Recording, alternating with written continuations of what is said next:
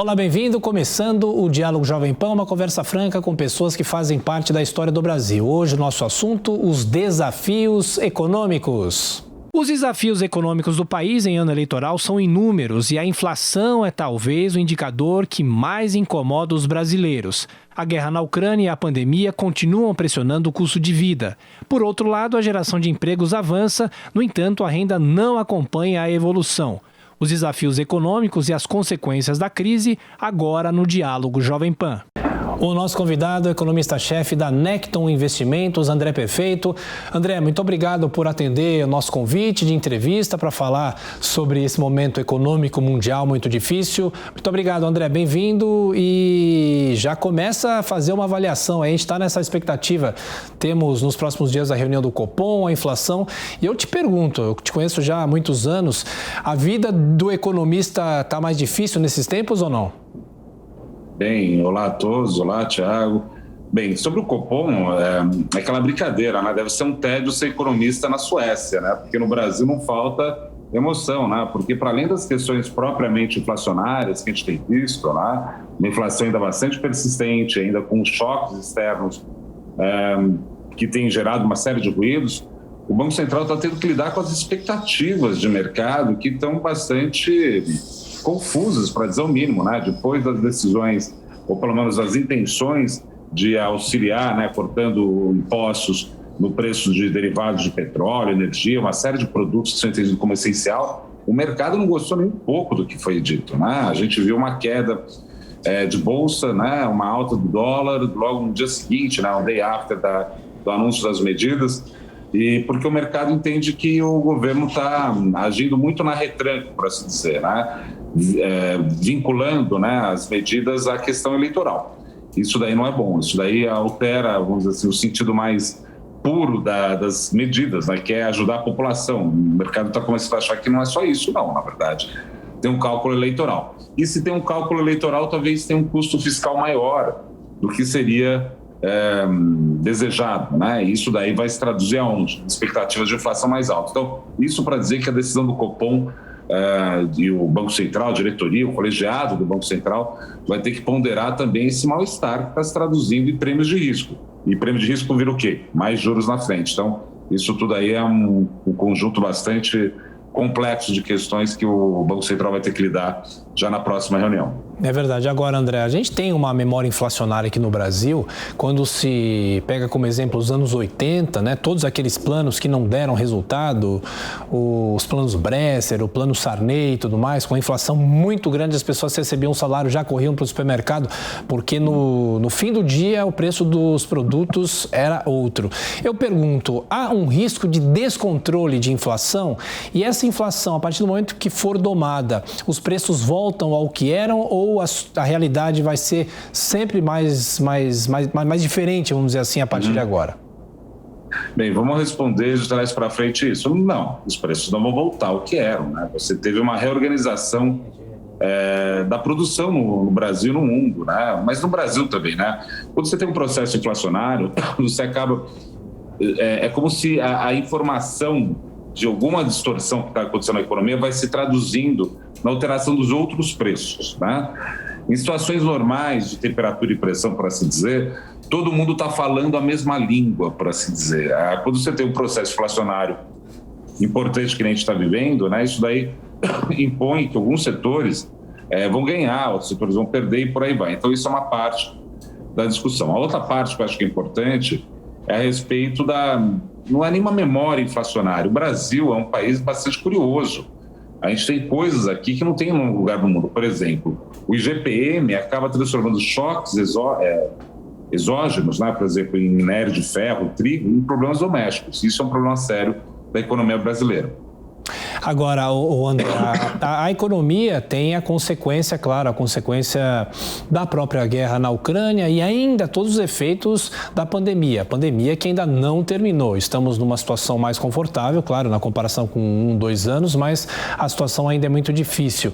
Se não tivéssemos a guerra na Rússia, se a pandemia já tivesse sido decretada em relação ao encerramento da pandemia, a situação seria melhor ou nós temos fatores internos aqui que estão também prejudicando a inflação? Não, sem dúvida nenhuma, os fatores principais de inflação são externos, né? Só que assim, também não dá para isolar uma coisa da outra, né? A gente vive no mundo, né? Então, o preço de commodity em alta que a gente tem observado, isso daí, obviamente, é um transtorno no Brasil, nos Estados Unidos, na Rússia. Só que no caso do Brasil, a gente tem uma empresa, né, muito grande, que é a Petrobras, né, que dá a entender que ela poderia e deveria ajudar um pouco. Não estou falando que ela tem que fazer isso, mas politicamente vira uma questão. Do jeito que está organizada a empresa, o governo fica, vamos dizer assim, apertado entre esses dois fatores, né? Ou seja, a gente tem uma empresa que lida com petróleo, né, para dizer o mínimo, né? Só que ele também não consegue fazer as coisas.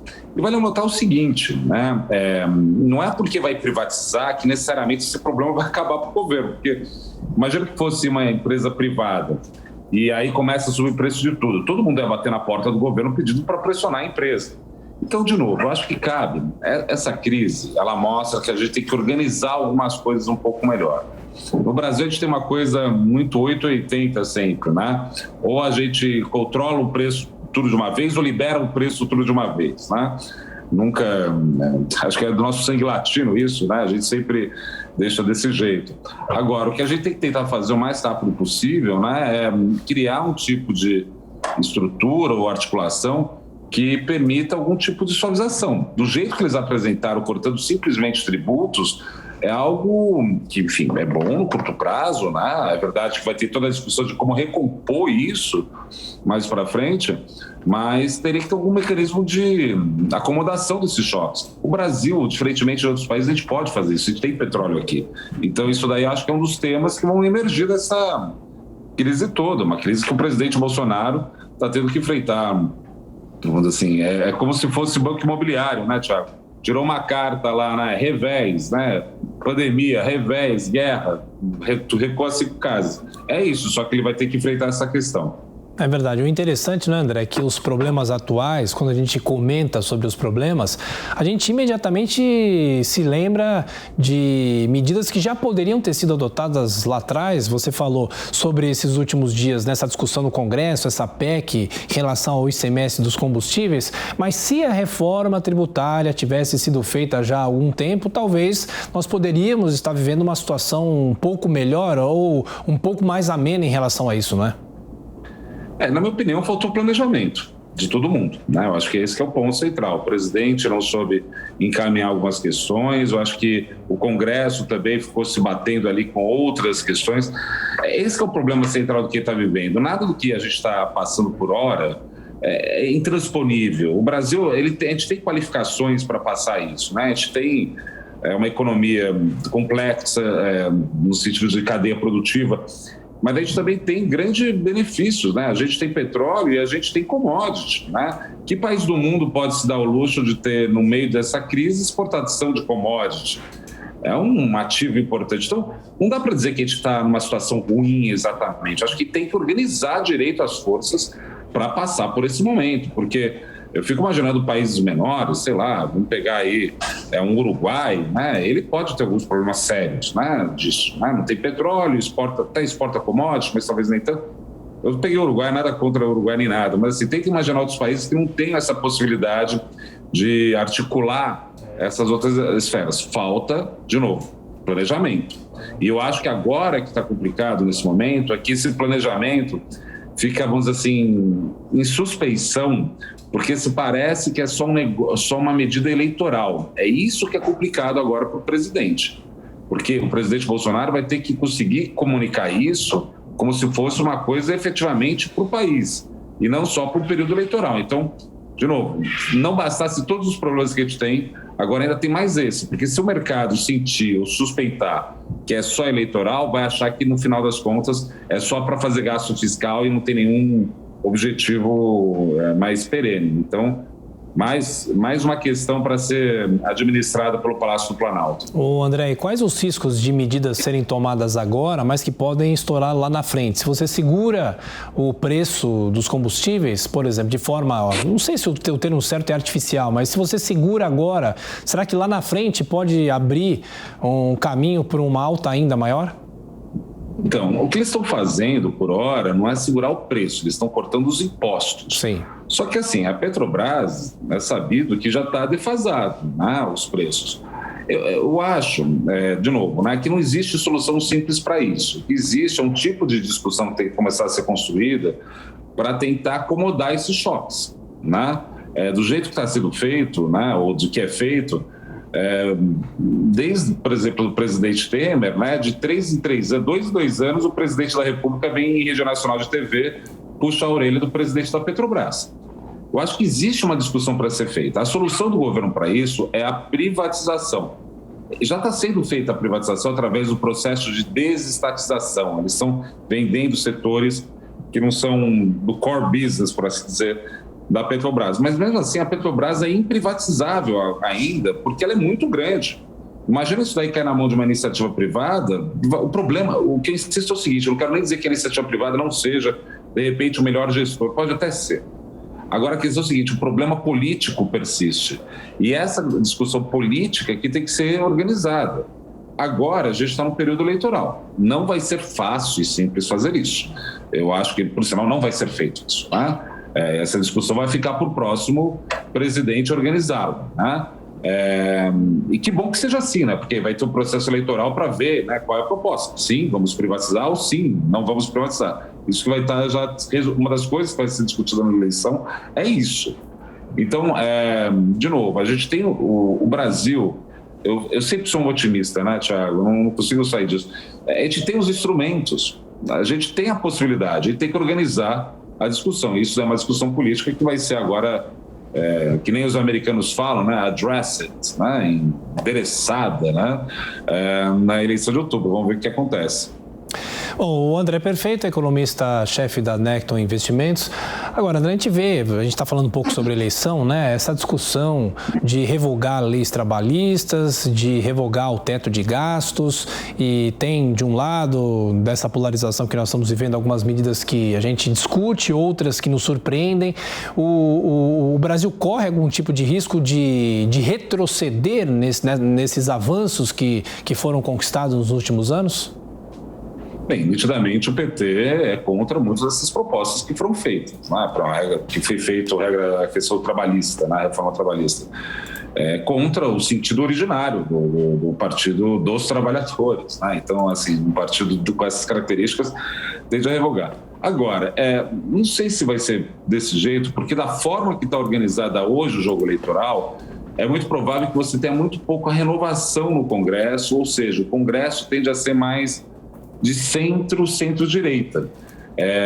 Desde o advento das emendas de relator e de um fundo eleitoral bastante generoso, para dizer o mínimo, né? A perspectiva que se tem é que o próximo presidente, seja ele o presidente Bolsonaro, o presidente Lula, o ex-presidente Lula, que ganhe, né?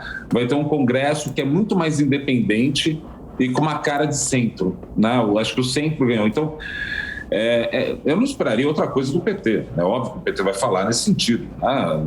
E não tem nada errado a rigor, né? O jeito dele pensar. Agora vamos ver se ganha na eleição na urna ou não. Isso é uma outra questão. Agora, existem essas discussões que vão ser feitas. Isso daí vai se traduzir numa piora dos ativos, ou seja, juros subir muito mais, bolsa cair por causa disso? Talvez não, porque muito desse waiver, muito desse pedido de licença já está sendo feito agora, né? Vamos pegar, por exemplo, as medidas que foram anunciadas no setor de impostos, né, que é a PLP 18 e a eventual PEC. Pode ter um efeito de até 82 bilhões de reais, segundo algumas contas do banco, né? E isso daí vai zerar o superávit. Então, olha a situação, né? Já está feito boa parte do estrago. Que vai ter mudanças, vão tentar fazer mudanças. Vão conseguir? Não sei. Ô André, a gente está falando muito sobre a macroeconomia, né, sobre o que pode acontecer, mas eu acho interessante a gente trazer um pouco para o dia a dia das famílias. Nos últimos dias saíram alguns dados, alguns indicativos sobre fome no Brasil, sobre a porcentagem de famílias endividadas. E no ano passado você deu uma declaração interessante dizendo que o ministro Paulo Guedes estava trabalhando em silêncio em favor da microeconomia. O que você quis dizer com isso? E em relação a essas medidas mais pontuais para ajudar ajudar a necessidade dessas famílias, as famílias tão necessitadas. Tivemos recentemente os auxílios, o Auxílio Brasil, tem toda essa discussão sobre mudar o nome do programa do Bolsa Família para o Auxílio Brasil. E, de qualquer forma, o que você quis dizer com essa declaração ainda do ano passado? Na verdade, eu venho colocando isso desde o início do governo no seguinte sentido, né? O Paulo Guedes, sendo um homem liberal, ele não age no alarde da macroeconomia, mas sim no silêncio da microeconomia. Um economista liberal é um economista ligado ao lado da oferta, não ao lado da demanda. Então, ele tenta fazer ajustes finos. Agora, é o seguinte, vai dar esses ajustes finos no sentido de ir para mercados específicos e destravar mercados específicos. Essa que é a ideia, né? O problema com o ajuste liberal é um ajuste necessariamente na função de investimento, que necessariamente é no longo prazo. Então, é difícil imaginar que a economia vai crescer a curto prazo com ajustes de longo prazo. Você consegue até algum incentivo no curto prazo, mas não é forte. Isso para dizer que é da natureza desse tipo de ajuste que só vai ter efeito positivo lá para frente. Essa é a primeira questão. Mas o que a gente tem hoje em dia, e o que eu tenho apontado também para os clientes, é que a gente está num momento onde parte do ajuste macroeconômico das ações microeconômicas do governo, né, seria diminuir os custos, né, os custos de produção. Na hora que diminui o custo de produção, você tem um aumento da margem de lucro, na hora que tem aumento da margem de lucro, o empresário investe. Só que esse processo de redução de custo foi implodido. Na verdade, você não teve uma diminuição de custo, você teve um aumento de custos. Então, você está numa situação hoje em dia onde a demanda está fraca, né? Porque o governo tenta segurar gasto onde pode. É verdade que ele gastou muito, mas se você pega, está tendo até superávit. Né? Então, ou seja, ele está tentando cortar onde dá, sempre. Né? Então, você tem uma demanda que ainda não deslanchou, com custo que subiu. Então, o empresário está em drama, né? Ele com custo alto, com a demanda frágil. Então, isso tudo gera um custo político, né? Agora, esse ano eleitoral é isso. E tem uma questão central, né? Quando você pega, que é bem o que a gente está vivendo agora, né? Você pega os dados do CAGED e mesmo da PNAD, a gente tem visto aí, sem dúvida nenhuma, uma melhora no nível de emprego. Essa melhora no nível de emprego não tem se traduzido numa melhora no nível da renda real. Você pega a renda real dos brasileiros, subiu um pouco agora, mas ela está a patamares de uma década atrás, né? Por isso mesmo que a capacidade do presidente Bolsonaro em reverter esse jogo, né, tem suscitado dúvidas no mercado. Aí o mercado começa a achar que tudo é meio populista, para ver se ganha espaço, né, ou ganha voto, né? Mas é da natureza, insisto nesse ponto, isso é muito importante, é da natureza de um ajuste liberal ortodoxo, que é do lado da oferta e não da demanda, um tipo de incentivo que é mais difuso, porque você está tentando mudar os preços relativos para ver se gera investimento lá na frente. Só que veio uma pandemia no meio do caminho. Então, nesse sentido, a gente está assim, entre mundos e não vai resolver no curto prazo isso, pelo menos não é a minha expectativa. É uma pandemia e uma guerra. Você estava falando sobre o desemprego e pela sua experiência de outros momentos, quando há uma geração de empregos, mas em que a renda não acompanha essa melhora, isso se reverte lá na frente ou haverá uma geração, um segundo semestre talvez é sempre mais aquecido, né, como se fala, com um aquecimento maior, a indústria para o fim do ano precisa dar conta da demanda das encomendas. Será que essa renda em algum momento vai passar a acompanhar essa criação de empregos? Eu acho que essa geração de emprego tem uma característica assim, tem algumas questões. A primeira delas é que, em alguma medida, sim, a economia pode estar reagindo em alguns setores, setor de serviço que estava fechado, por exemplo, por conta da pandemia, está se abrindo, isso daí pode gerar um efeito. Mas sabe o que a gente está vendo? É a criação de empregos que tem a ver com questões outras, que tem a ver com a tecnologia e tem a ver com a legislação. Né? Desde o início da reforma trabalhista e mesmo com o advento dos aplicativos, né, de entrega de tipo de coisa, você criou uma série de novas vagas de trabalho no Brasil. O problema é que as vagas de trabalho criadas são vagas de trabalho de baixo rendimento. Né? É isso. Né? Tá bom, vamos criar vaga? Verdade. Que tipo de vaga é essa? Paga pouco. Então, eu acho que tem essas três questões. Sim, uma parte, a abertura da economia está indo, tudo bem, só que tem a questão tanto legal, que tem a ver com a reforma trabalhista, que tem a ver com toda essa parte de aplicativo, por aí vai, e tem a ver com as tecnologias que utilizam essa nova legislação. Então, assim, isso para dizer que talvez a gente não veja uma melhora da renda no médio prazo, até o final do ano. E por que eu estou falando isso também?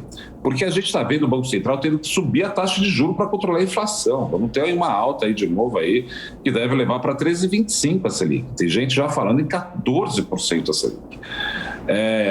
Não tem como a gente ficar propriamente otimista, né? A gente tem uma situação onde tem pressões de todos os tipos, evitando um tipo de alta mais consistente da atividade econômica do Brasil em 2022, pelo menos. Talvez mais para frente haja efeitos mais possíveis, né, melhores da economia, mas a curto prazo a gente pode até ter algum crescimento, mas não vejo ainda, e nem eu, nem o mercado, como sustentável ainda. Agora, André, a gente está falando sobre a taxa de juros, né? Nos últimos meses que nós tivemos essas altas sucessivas, isso tem ajudado em algum momento a segurar preços ou é apenas uma referência para o mercado que é efetivamente a Selic, não é? Bem, para ver o drama que a gente está, né? Essa inflação que a gente está vivendo tem uma característica de choques de oferta, né? Que está sendo no mundo inteiro. A gente não fala da questão da guerra. Isso é um problema da desarticulação da oferta de alimentos, da oferta de energia e por aí vai. E contra isso, a taxa de juros é um remédio muito pouco eficaz, né? A taxa de juros ela tenta combater inflações que são de demanda, em alguma medida, né? Então, é um remédio amargo que não vai resolver. Por exemplo, não é porque o Banco Central brasileiro subiu a taxa de juros no Brasil que vai cair o preço do petróleo no mercado internacional. A gente até pode ser muito patriota, mas não é assim que funciona, né? Você tem um jogo diferente aí no meio. Agora, esse processo de elevação da taxa de juros está tentando segurar duas coisas. De um lado, isso daí ajuda a apreciar o real, ou seja, o real fica mais forte. A gente viu isso ao longo desse ano um pouco, porque o Banco Central brasileiro iniciou um aperto de monetário antes dos outros, isso é um ponto importante. E dois, evita também que contamine muitas expectativas de longo prazo, né, de inflação. Só que as expectativas de inflação, o Banco Central está de mãos atadas agora, porque tem a ver com o processo eleitoral, onde você está vendo um monte de comunicação truncada, tanto do Palácio do Planalto quanto do primeiro colocado nas pesquisas, que é o presidente Lula, né, que deve mudar muita coisa. Então, olha, eu não queria estar sentado na cadeira no Banco Central hoje, não, porque tem muita coisa ao mesmo tempo para equilibrar e a taxa de juros talvez vai gerar efeito um pouco mais para frente. E gera efeito como? É como se criasse uma recessão de laboratório, né, e jogasse no tecido econômico de uma economia que, de passagem, já está bastante fragilizada. Agora, André, a gente falava mais cedo sobre a reforma trabalhista, né? E é interessante que alguns funcionários de empresas, quando conversam, você é o quê? Você é PJ? Você é CLT? Você ainda é CLT? Como se fosse uma coisa muito velha, como se fosse algo, obviamente, que onera muito as próprias empresas. Eu pergunto, lá atrás a gente falava de revogação da lei trabalhista. O próximo presidente, quem for o próximo presidente, vai precisar atualizar a reforma trabalhista? Olha, eu acredito que sim, de novo, né? A minha impressão no Brasil é que tudo aqui é 880, né? Só para colocar outras questões para explicar isso, né? Você tem lá, o PT controlou o preço da gasolina, vai lá e libera e coloca no mercado internacional. Né? Teve problema fiscal, vamos colocar um teto. Sempre é assim, é 880, é impressionante esse país. E a questão da reforma trabalhista, eu acho que foi feita dentro de um bojo ali, que foi de tentar, né, fazer algo muito forte a curto prazo. Talvez tenha que mudar algumas coisas, talvez tenha, tá? Porque a questão não é nem tanto a geração de emprego, a geração de emprego no curto prazo, sim. Só que a questão também é o seguinte, como você cria uma estrutura de financiamento e também de longo prazo no Brasil, também como você cria as possibilidades de aposentadoria das pessoas. A gente tem que lembrar que o Brasil vai envelhecer, e não é porque você teve reforma XYZ que vai tirar o fato objetivo que vai ter mais velho do que jovem no futuro. Então essa discussão é uma discussão que passa por ali também. De novo, eu acho que esses temas são temas que vão ser enfrentados pelo próximo presidente, tanto faz quem for. Se for o presidente Bolsonaro ou ex-presidente Lula, nitidamente eles vão ter que lidar com esses assuntos. Agora, o que a gente vai ter aí eu espero, né, pelo menos é o meu desejo, não estou falando nem como economista, tá, Thiago? Estou falando como brasileiro, que a gente tenha uma discussão mais serena. desde o impeachment da ex-presidente Dilma, está sendo um sentimento de urgência o tempo todo. De novo, tem que alguém colocar a bola no chão e começar a organizar essa discussão de uma forma um pouco mais tranquila, sobre todos os temas. A gente falou de temas importantes hoje na nossa conversa aqui. Eu espero que sejam o mais rápido possível endereçados, né, enfrentados pelo próximo presidente, né, e que a gente tenha serenidade para lidar com esses assuntos que não tem resposta certa, sim ou não. Né? O que você tem é uma construção. Vamos ver se vai ser efetivo, tentar pensar no longo prazo que é mais efetivo. Claro. André, temos alguns minutinhos ainda, a gente fala sobre esses efeitos inflacionários e a guerra na Ucrânia. Claro que você não é especialista em geopolítica internacional, mas é especialista em economia, é um economista que sabe fazer uma avaliação do que está acontecendo. E eu pergunto, você como economista se surpreendeu com a demora dessa guerra? Porque com a asfixia econômica que o mundo inteiro está fazendo contra a Rússia, você acreditava que a Rússia poderia já ter recuado, porque o Ocidente toma medidas e praticamente nada acontece. Claro que a gente sabe que as consequências vão ser no médio e longo prazo, mas economicamente, será que o presidente Putin já deveria ter recuado, pelo menos em relação a isso? O presidente Putin, vale notar que ele tem um controle de mão de ferro dentro da sociedade russa. Então, assim, situações normais de temperatura e pressão, se fosse um regime mais democrático, por assim dizer, né, eu acho que teria uma queda do presidente. Agora, não teve isso. Então, porque o Putin, enquanto figura, ele é uma pessoa bastante habilidosa politicamente, né? Habilidosa porque ele sabe todos os predicados, né? Ele trabalhou já com agente da inteligência soviética, né? Então, ele sabe do que faz. Enfim, isso é um lado. Mas eu estou impressionado mesmo, achava que a guerra ia durar bem menos, na verdade, né? Para um lado e para o outro.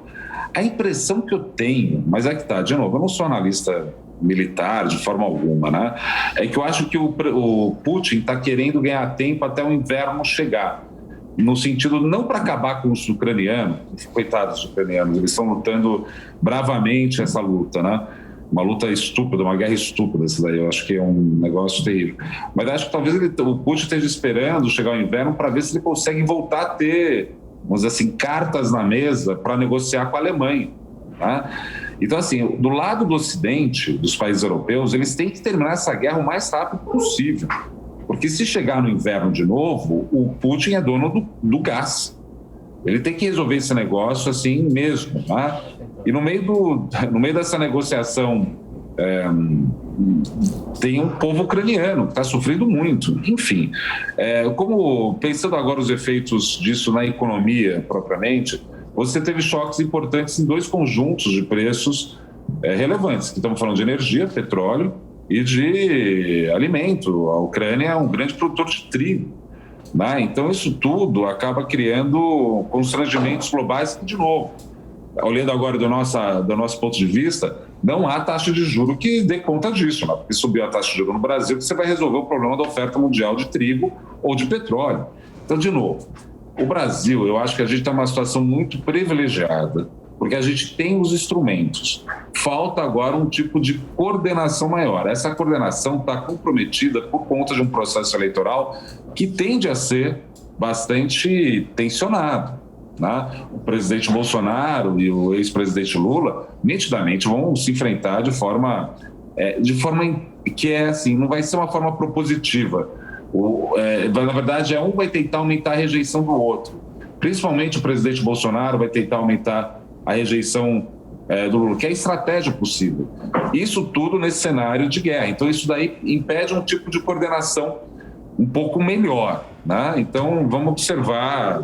De novo, eu espero que o próximo presidente tenha a capacidade e a serenidade de colocar a bola no chão, por assim dizer, e começar a organizar alguns temas. André, olha, mais uma vez, muito obrigado pela sua gentileza, pela participação, por todas essas análises, né? Extrapolamos até um pouco mais a questão econômica, fomos para a estratégia militar até.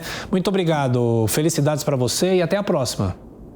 Eu agradeço, um abraço a todos e estou à disposição. Sempre é um prazer falar aqui na Jovem Pan. Muito obrigado, está convidado sempre. Bom, falamos muito sobre economia, os desafios neste segundo semestre que vai começar daqui a pouco, em relação ao ano eleitoral também, os desafios econômicos, com o André Perfeito, que é o economista-chefe da Necton Investimentos. Mais uma vez, muito obrigado pela sua audiência, continue conosco e até a próxima.